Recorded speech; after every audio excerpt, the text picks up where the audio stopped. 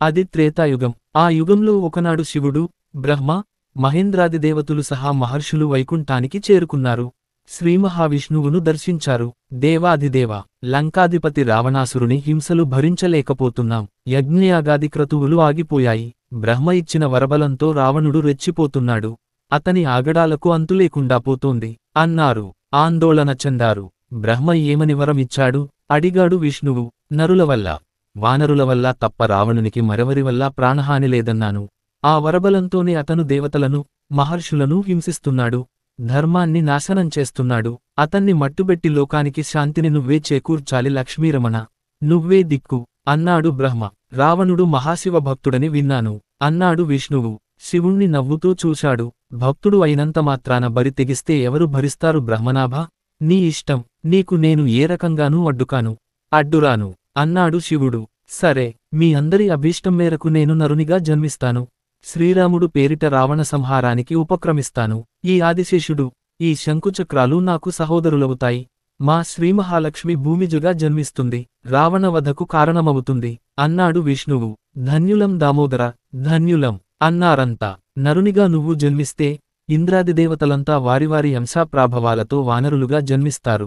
ఆ వానర సైన్యం నీకు బాసటగా నిలుస్తుంది అన్నాడు బ్రహ్మ. అవును దేవా, అసుర సంహరణార్థం మేమంతా వానరులుగా జన్మిస్తాం. మా శౌర్యప్రతాపాలతో నీకు అండగా నిలుస్తాం అన్నాడు ఇంద్రుడు.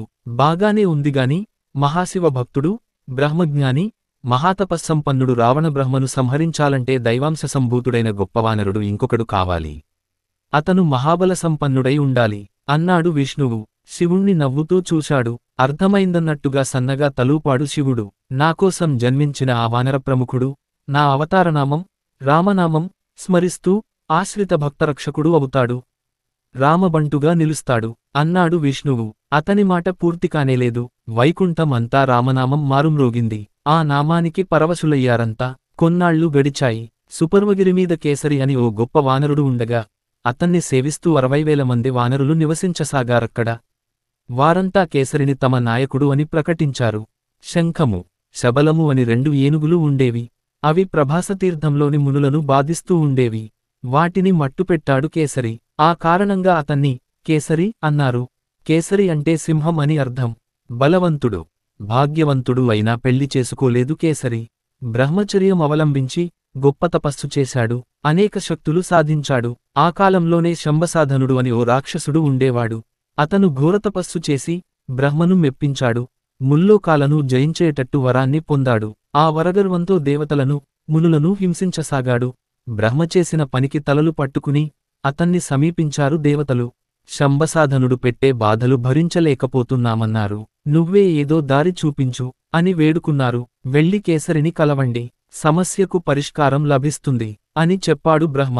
మునులు సహా వచ్చి కేసరిని కలిశారు దేవతలు. అతన్ని ఆశీర్వదించి అసలు విషయానికి విన్నవించారు. శంబసాధనుణ్ణి భరించలేకపోతున్నామన్నారు. ఆ దుర్మార్గుని మదమడచి నువ్వే మమ్మల్ని కాపాడాలి అన్నారు. తప్పకుండా అన్నాడు కేసరి. దేవతలు, మునులు వేడుకుంటే కేసరి అనే కోతి తనని సంహరించేందుకు సిద్ధమైందని తెలుసుకున్నాడు శంబసాధనుడు. దాని అంతు చూస్తానన్నాడు. పెద్ద కత్తి ఒకటి చేతపట్టి సరాసరి కేసరిని సమీపించాడు. అసరికింకా దేవతలు, మునులు కేసరి దగ్గరే ఉన్నారు. ఊహించలేదు ఈ పరిణామాన్ని. శంబసాధనుణ్ణించి తప్పించుకునేందుకు వారంతా కేకలు వేసుకుంటూ అడవుల్లోకి పారిపోయారు. కొందరు గుహల్లో దాగారు. దాగుంటే దొరక్కపోరు. రండ్రా, బయటకు రండి అన్నాడు శంబసాధనుడు. గుహల్లో దాగున్న మునుల గడ్డాలను, దేవతల జుత్తునూ పట్టి యువతలకి లాగసాగాడు. రాలేక బాధగా వారు కేకలు వేస్తోంటే విని తట్టుకోలేకపోయాడు కేసరి. వెళ్ళి శంబసాధనుణ్ణి అడ్డుకున్నాడు. చూపిస్తే నీ పౌరుష ప్రతాపాలు నా మీద చూపించ. దమ్ముంటే నాతో యుద్ధానికి రా అన్నాడు. నీతో యుద్ధమా? చీచీ, కోతులతో నేను యుద్ధం చెయ్యను అన్నాడు శంబసాధనుడు. మరి నన్ను చంపడానికేగా ఇంత దూరం వచ్చావు? నాకంతా తెలుసు. రా, చంపు అన్నాడు కేసరి. అయితే చూసుకో అన్నాడు శంబసాధనుడు. కేసరిపైకి కత్తి ఎత్తాడు. ఎత్తిన కత్తిని అందుకున్నాడు కేసరి. మోకాలు మీద పెట్టి దానిని 2 ముక్కలు చేశాడు. గట్టిగా పిడికిలి బిగించి ఆ పిడికిలితో రాక్షసుడి రొమ్ముమీద ఒక్కటిచ్చాడు. ఆ దెబ్బకు శంబసాధనుడు అల్లంత దూరం వెళ్ళిపడ్డాడు. తేరుకుని లేచాడు. కేసరి మీదికి పరుగున వచ్చాడు. ఈసారి వాణ్ణి తోకతో కొట్టాడు కేసరి. ఆ దెబ్బకి గింగిరాలు తిరిగాడు రాక్షసుడు. కాసేపటికి నిలదొక్కుకుని మళ్లీ కేసరిని ఎదిరించాడు. ఈ దెబ్బతో నువ్వు సరి అన్నాడు కేసరి. రెండు చేతులు పిడికిలి చేసి దానితో వాడి నెత్తిన ఒక్క పెట్టు పెట్టాడు. ఆ పెట్టుకి నెత్తురు కక్కుకుని మరణించాడు రాక్షసుడు. శంబసాధనుడు మరణించాడని తెలియగానే దేవతలు మునులు కేసరిని పరుగున సమీపించారు. అతన్ని వేణూళ్ళ పొగిడారు. ఇంకా ఎంతకాలం ఈ బ్రహ్మచర్యం? హాయిగా పెళ్లి చేసుకుని సుఖించు అంటూ హెచ్చరించి వెళ్ళిపోయారు. వారు హెచ్చరించిన మీదట కేసరికి పెళ్లి చేసుకోవాలనిపించింది. మంచి కన్య కోసం చూడసాగాడు. అందమైన కన్యను సృష్టించాడు బ్రహ్మ. ఆమెకు అహల్య అని నామకరణం చేశాడు. కొన్నాళ్లకు ఆమెను గౌతమునికి ఇచ్చి వివాహం చేశాడు. వారిద్దరికీ పుట్టిందే అంజన. గతజన్మలో అంజన ఓ విద్యాధరుని కూతురు. అప్పుడామె గొప్ప గాయకురాలు. ఆ కారణంగా ఆమెను సుకంఠి అని వ్యవహరించారంతా. చెలికత్తెలతో కలసి సుకంఠి హిమాలయాలకు చేరుకుంది ఓనాడు. అక్కడి సరోవరంలో తనివి తీరా స్నానం చేసింది. స్నానం చేసి ఒడ్డుకు చేరుకుని అర్ధనగ్నంగా ఓ చెట్టు నీడన నిల్చుంది. అదే సమయంలో అటుగా పోతున్నాడు అగ్నిహోత్రుడు. అతన్ని చూసి నవ్విందామె. ఆ నవ్వుకి కోపగించాడు అగ్నిహోత్రుడు. వచ్చే జన్మలో ఓ వానరుడికి తల్లివిక అని శపించాడు. కుంజరుడు అని ఓ వానరుడు సంతానం కోసం శివుణ్ణి గురించి తపస్సు చేశాడు. అతని తపస్సును మెచ్చి ప్రత్యక్షమయ్యాడు శివుడు. కుంజరా, నీకు కొడుకులు పుట్టే యోగం లేదు. కాకపోతే ఓ కూతురు దొరుకుతుంది. ఆ పిల్లను పెంచి పెద్ద చెయ్యి. ఆమెకు నా అంశన ఓ కొడుకు జన్మిస్తాడు. అతడు మహానుభావుడై నీ వంశాన్ని ఉద్ధరిస్తాడు అన్నాడు శివుడు. అదృశ్యమయ్యాడు. కూతురు కోసం కుంజరుడు ఎదురుచూడసాగాడు. ఒకనాడు గౌతముడు సమీపించాడతన్ని. అంజనను అతనికి అప్పజెప్పి వెళ్ళిపోయాడు. శివునివరం అలా ఫలించడంతో కుంజరుని ఆనందానికి అంతులేకుండా పోయింది. కుంజరుని భార్య పేరు వింధ్యావళి. వారిద్దరినీ తల్లిదండ్రులుగా స్వీకరించింది అంజన. పెరిగి పెద్దదయింది. యుక్త వయస్కురాలయింది. ఆమెకు పెళ్లి చేయతలపెట్టాడు తండ్రి. అంజన గురించి విన్నాడు కేసరి. ఆమె అందాన్ని కనులారా చూడాలని, ఆమె పాట వినాలని తహతహలాడాడు. బయల్దేరివచ్చాడు. అంజన అప్పుడు వనవిహారం చేస్తోంది. చాటుగా చూశాడామెను కేసరి. పెళ్లంటూ చేసుకుంటే ఈ అందగత్తెనే చేసుకోవాలనుకున్నాడు. చాటుగా ఉన్న కేసరిని అంజన కూడా చూసింది.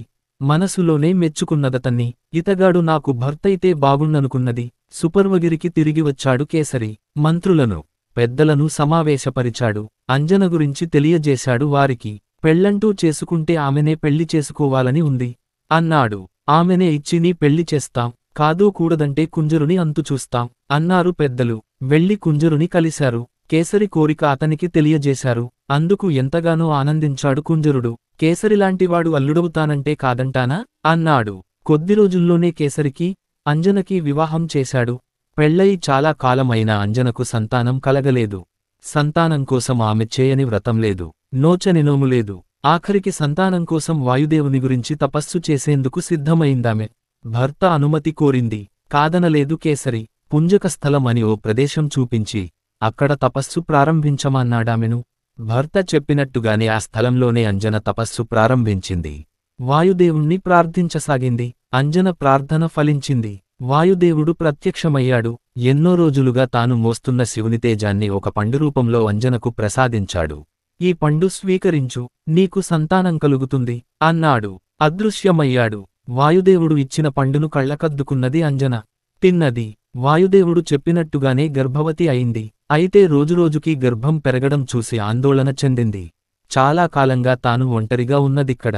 తపస్సు చేసుకుంటూ ఉంది. గర్భందాల్చడం ఎలా సాధ్యం? రేపు పెద్దలు వేలెత్తి చూపుతారేమోనని భయపడింది. ఆమె భయాన్ని పోగొడుతూ ఆకాశవాణి పలికిందిలా. అంజన, ఒకప్పుడు శివుడు వానరరూపందాల్చి తన తేజస్సును వాయుదేవునికి ఇచ్చాడు. దానినే ఇప్పుడు వాయుదేవుడు నీకు పండుగా ఇచ్చాడు. దానిని నువ్వు స్వీకరించిన కారణంగా సాక్షాత్తు ఆ శివుడే నీ గర్భంలో పిల్లాడిగా పెరుగుతున్నాడు. ఆకాశవాణి మాటలకు ఆనందించింది అంజన. శివుణ్ణి తలచుకుని చేతులు జోడించింది. నమస్కరించింది. సంతానం కోసం నువ్వు వాయుదేవుని గురించి తపస్సు చేసిన కారణంగానూ, నీకు సంతానం కలిగేందుకు వాయుదేవుడు సహాయపడిన కారణంగానూ రేపు నీకు పుట్టబోయే కొడుకును అంతా వాయునందనుడు గా పేర్కొంటారు. పెరిగి పెద్దవాడై అతను ముల్లోకాలలోనూ కీర్తిప్రతిష్టలు ఆర్జిస్తాడు అన్నది ఆకాశవాణి. స్థిమితపడింది అంజన. అంతలో అక్కడ వాయుదేవుడు ప్రత్యక్షమయ్యాడు. ఆకాశవాణి చెప్పిందంతా నిజం. నువ్వు జరిగిందంతా నీ భర్తకు చెప్పు. అంతా సజావుగా సాగిపోతుంది అన్నాడు. సరేనన్నది అంజన. తిరిగి వచ్చింది. భర్త కేసరికి జరిగిందంతా చెప్పింది. అంతా దైవలీల అన్నాడు కేసరి. అంజనను అభిమానంగా దగ్గరగా తీసుకున్నాడు. ఓ సంవత్సరం గడిచింది. అంజన ప్రసవించింది. ఆకాశవాణి చెప్పినట్టుగా కొడుకే పుట్టాడామెకు. అప్పుడు దేవదుందుబులు మోగాయి. పుష్పవర్షం కురిసింది. ఆకాశంలో అప్సరసలు నాట్యం చేశారు. సుపర్వగిరివాసులంతా చూశారది. పొంగిపోయారు. కేసరికి అభినందనలు తెలియజేశారు. అనేక కానుకలు చెల్లించి అతన్ని ఆనందింపజేశారు. ప్రతిఫలంగా కేసరి కూడా వారికి పళ్ళు, పలహారాలు, తాగేందుకు సురను అందించి సంతోషించాడు. పండుగ చేసుకున్నారంతా.